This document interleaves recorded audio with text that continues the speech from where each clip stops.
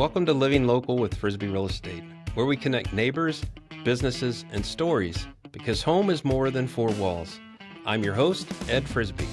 Join me as we sit down with local business owners, community leaders, and neighbors to share what makes Western North Carolina such a wonderful place to live.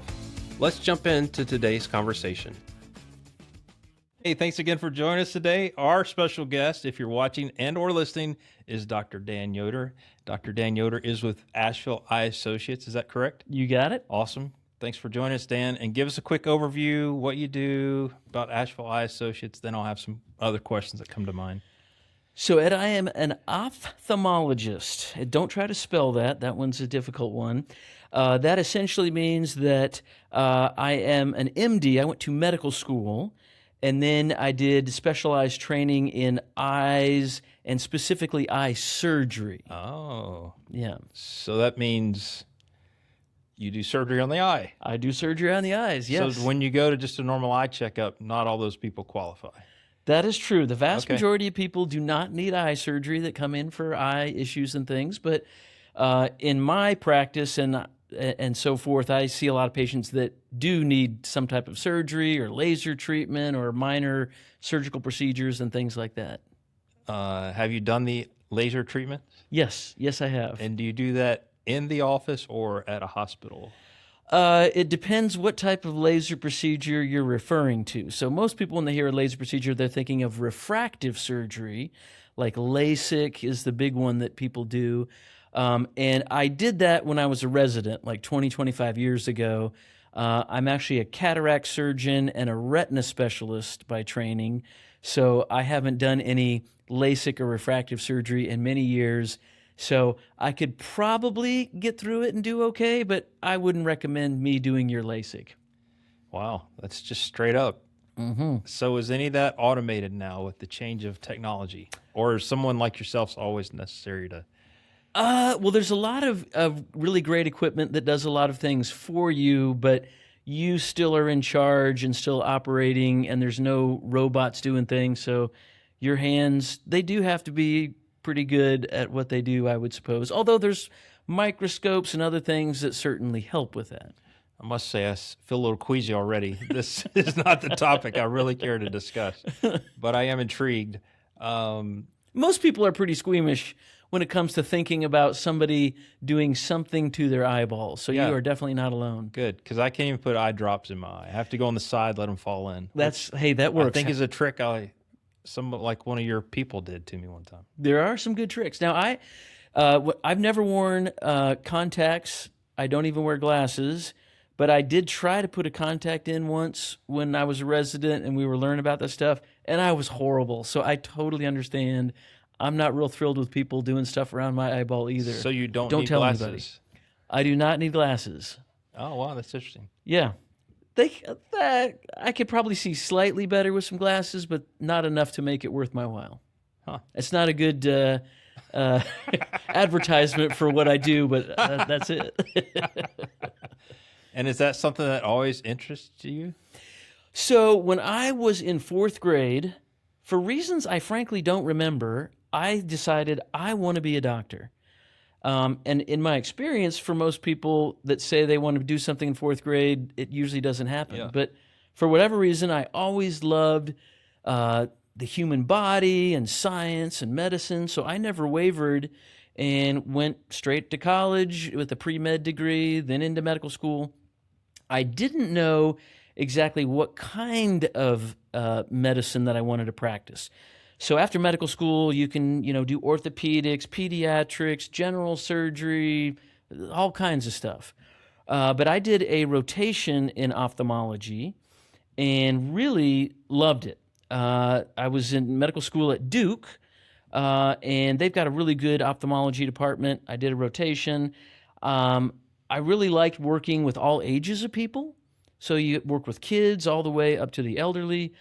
There was neat technology that we could use, which I really enjoyed that technology as well. And I kind of thought the ophthalmologists were the coolest doctors. And of course, thinking that, well, why wouldn't I want to join that? So that's kind of how I got interested in ophthalmology. Wow. And are you from the area?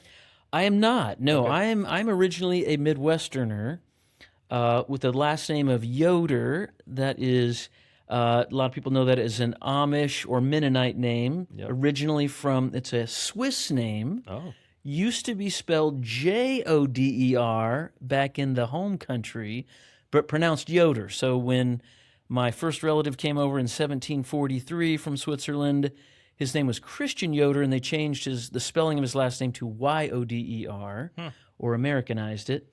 Anyway, I was born in Indiana, and then went to high school in Iowa. So basically, I was a Midwesterner my whole life. I went to college in Arkansas at a place called John Brown University, small Christian liberal arts school there. And then I was just basically going to go to the best medical school that I could get accepted to. I interviewed at a bunch of places, including Harvard, but ultimately I decided I didn't want to live up in the Northeast, and I got accepted at Duke, and it was a great school. And so I had never been in the state of North Carolina, and I drove to medical school 2 days before it started in August of 1994. Wow. Yeah. And you've been here since? No. Oh. So 4 years of medical school at Duke, and then I did a 1-year internship, which is your first year that you're officially a doctor, in Roanoke, Virginia. Okay. Loved it there. And then my wife and I moved to Miami, Florida, where I did my ophthalmology residency, and then I did a retina fellowship at the same place at the University of Miami at an eye hospital called Bascom Palmer Eye Institute. And then after that, we decided, as I would tell people somewhat facetiously down there, when they asked what I would be doing after my training, I would often tell them tongue-in-cheek that we were going to be moving back to America. And I had a friend at the time who I trained with down in Miami, and he had joined a practice here in Hendersonville. And my wife and I liked this area, and we interviewed at a bunch of different places, but ended up here. Quick story, if I may, Ed. Absolutely. So my wife and I got married when I was in medical school. So we lived in Durham for a while, and everybody was talking about this house up in Asheville. They're like, you got to go see this house. I'm like, that's a strange thing to say. Why would I go see a house? Well, anyway, for my wife Tanya's birthday one year, I kind of surprised her, and we drove up to the mountains and toured the Biltmore House. Is that the right house? That was the house everyone was talking about. I've heard of that one. Yeah, I think you've heard of that one. Yeah. And so we just kind of loved the area, loved the mountains that weekend, and then when the opportunity arose to move here and practice, we took it. That's wild. Yeah. I looked at John Brown University. Did you really? I did. What year were you there? I was there more than 1 year. I was there from... it usually takes more than 1 year for most people to go through college. I did it in 3. I tried, That's but impressive. it was more than 1 year. Yeah. I was there from 1991 to 1994. Okay. Yeah. Very interesting. When did you look at it, Ed? Well, I didn't go there. I chose a different college, and I went there from 88 to 92, and I switched colleges. So Where'd you go to college? Louisiana College and then Belmont University Belmont. in Nashville. Nashville. Okay. All right. But John Brown had a good music program. It does, Yep, yes. back in the day, and I knew different people that I had admired growing up as a kid that had parts there and had gone there and stuff. So Yeah. Yep. that's funny. It's a Yeah. little place in Arkansas. Siloam Springs, Yep. small little town of Yep. probably 6,000 or 8,000 people, but just a great experience. Yep. So how do you like living in Hendersonville then? We love Hendersonville. Hold on, by the way, I haven't said anything, but if somebody likes what you're saying, likes the way you look, is looking for an eye doctor, surgeon, ophthalmologist, how do they find you? Put that in there real fast. Do they call the office? They can call the office. Do you know that number? What's that? Do you know that number? No. Okay. Is it online like Asheville? Yes. So there's this thing called the internet where Yes. if you just kind of type in Asheville Eye Associates or Perfect. Dr. Yoder or ophthalmologist find near it. me, usually you can find the Awesome. phone number. And is your office in Asheville? That's a great question. Now, whenever anybody says in Nashville, I always ask, are you saying in Asheville or in Nashville? That's always a tricky one around here. But It is. the main office for Asheville Eye Associates is in Asheville. North Carolina. In North Carolina. Yes, thank you. In North Carolina. But they have several satellite offices, and one of the satellite offices is in Hendersonville. And that's North Carolina. Good, because yes. there's a Hendersonville, Tennessee, and a Nashville, Tennessee. That is true. You got to be careful here. And so anyway, I am one of essentially two ophthalmologists that work at the Hendersonville office. There are some optometrists and other folks that are there as well, but in terms of ophthalmologists, I'm one of two. Gotcha. That would be a funny song, like would they use the word ophthalmologist and optometrist in the same song? Yes. Does one of those exist? A song or an ophthalmologist and optometrist? No, there's no songs that I know of, but I bet if you looked on that internet I was talking about before, you could find something. True. Yeah. That's really interesting. Yeah. All right, sorry. So back to Hendersonville. You like living in Hendersonville? Love living in Hendersonville. So many things to do. Outdoors, I really enjoy doing stuff in the outdoors, and there's always That's things probably to why do you're here. in shorts today, on a It work is. day of all places. It is, yes. That's amazing. Okay, all right. I didn't know that I was gonna Normally be wear getting the white jacket maybe over your shorts. Should have had the white jacket, but here we go. So, yeah, really love Hendersonville. It is, I really like the town size. It's not super small, but it's certainly not a big city. It's just a great place, frankly, to raise kids. They can get outdoors. I really enjoy pickleball is one of my favorite pastimes, at least in the past few years. So I play a lot of pickleball. And Even though it's a pastime, it's a current time too? Yes. Okay. So interesting story. Have you heard of pickleball, Ed? I have. I've played a few times, not very often. So I played, when I tell people this, they find this rather surprising. I played my first game of pickleball in 1989. It didn't exist then. Yes, it did. It was invented in the tennis. 70s. Okay. Okay. But it's only really caught on in the past probably 10 or 20 years. But for PE class, I was in Iowa for high school, and it was snowing and minus 50 degrees or whatever. So in the winter, we would have a pickleball month or two where my gym teacher introduced us to that. Loved it. I've always loved paddle sports, played tennis, ping pong. Huh. But I play a lot of that around here. So, and then there's mountain biking, there's hiking. Where do you play pickleball, by the way? Jackson Park? I used to play at Jackson Park, but now at Patton Park, which is closer to my house. Yeah. They have recently, in the past couple of years, redone and resurfaced some former tennis courts and made them dedicated to pickleball with the right net and everything, and the lines and all are great. Well, see, hearing you say that, I played pickleball with my kids recently at Jackson Park. And as you said that, I realized we probably played in the tennis court and the wrong lines if you just, Right. It can be very confusing. It is. Yes. Yeah. Okay. Interesting. Yeah. And that's over by, it's a Patton Park. It's kind of over behind It's on 25. Bay Breeze. Yeah, right by Bay Breeze. What's the other place called? The something box. Baker's Box. Baker's Thank Box. you. That's it. Yeah. Yep. Yep. Easy to find. Yep. Not far away. Well, Dan, I normally ask people about if they like to eat out. I do. Good. My wife I says think- not enough, but I think yes. one time I met you years ago, and I had the impression you did not eat out. So I'm glad to hear you do eat out, because you can answer this question for me. Yeah. Which top 3 recommendations do you have for visitors to go try a good meal? Top 3. Well, They don't have to be your top 3, Right. But just to save you. So. Yes. So yes, we do eat out on occasion. Good.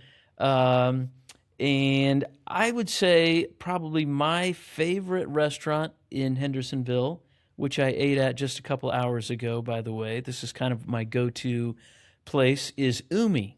Oh. Kind of right in downtown Hendersonville. Yeah. Like sushi, like Japanese food. So that would probably be my number 1. What do you tend to get? You know, I really like the Penang curry. Little sweet curry, not real spicy, and it's got some good flavors in there. That's one of my favorites. And their sushi is excellent too. So one time really splurged. I was out kind of on a business thing, and we got the sushi boat for $3, and that had all kinds of sushi. That was comes with really the good. sale and everything, right? When it's Yes, delivered. yes, I believe it does. That's yes. amazing. Yeah. It is amazing, yeah.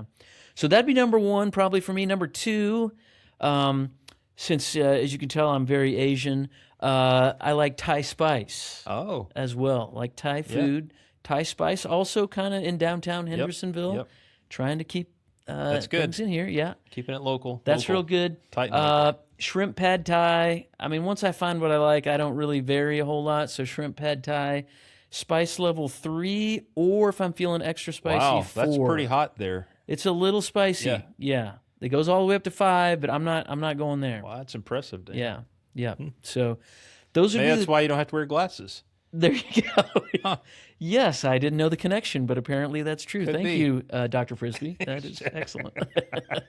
I'm a naturalist, so yeah, Yes. anything I can find. Yeah, you got it. That was 2, right? That was 2. Now 3 is going to be a little harder for me because I've got a fair number of other ones that I think are good. For something kind of out of the way, totally casual, good price, good food, Mary's Burritos. Oh. Have you ever eaten there? Never. I've seen it, and I've heard somebody recommend it years ago, but never on the podcast. So Okay. this is good. My son, Amos, has a lawn care business, so he's always kind of eating out. We ask people not to share business stuff on the podcast, so we'll edit that out. Okay, So- get that out of there. So my son, Amos, he's often working, and he goes out to lunch, and that's one of his favorite spots, and I had never eaten there before.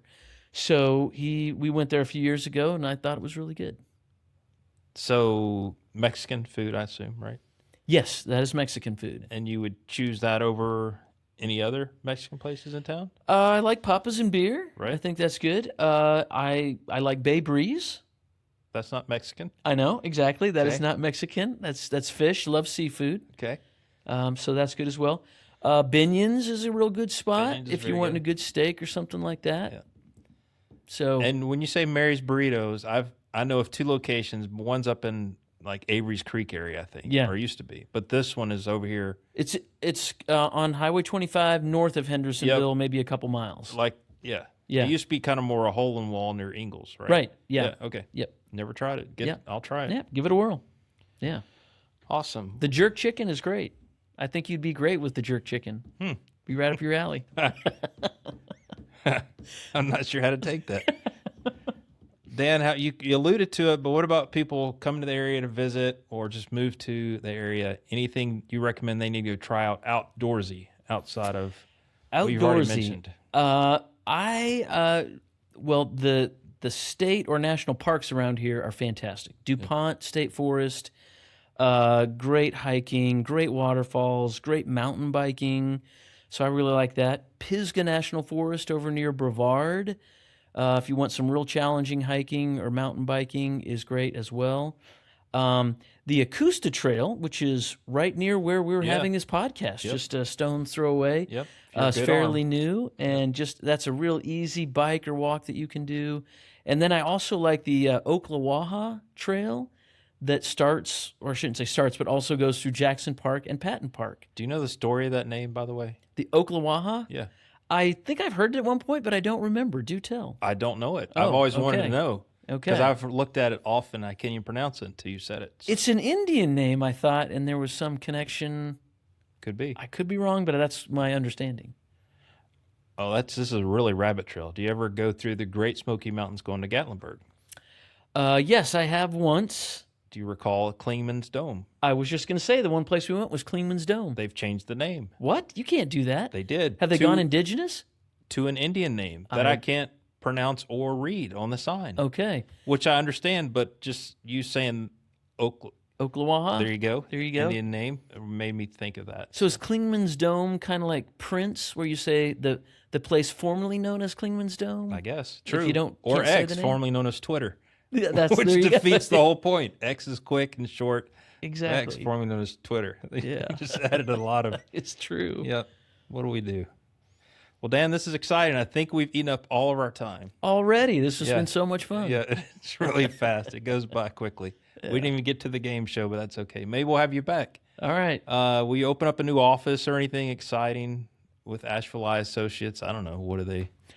Any? I guess y'all don't do anything special. You can come back and talk about a new surgery style. Yeah. A new way you deaden the eye. I don't know. No, that's been around for a long time. Pretty much the same thing. But if there's something new, I'll let you know. Awesome. Yeah. How do you deaden the eye, by the way? With drops usually. Okay, good. With numbing drops for the vast majority of people. But you also can numb it with a shot. Nope. Behind your eye. But that's pretty unusual that we do that I anymore. will pass out. Okay. Like even thinking about it. So Dr. Dan Yoder, Asheville Eye Associates, you check him out online. You can Google it and find him. Maybe even ChatGPT will tell you where you are. So it's amazing what's happened. Thanks again for taking time. And as always, thanks for watching and or listening, and keep living local. Thanks for joining us on Living Local with Frisbee Real Estate. If you enjoyed today's episode, be sure to follow the podcast and share it with a friend. To learn more about Frisbee Real Estate, your lifelong home resource, visit frisbeerealestate.com. Until next time, keep living local.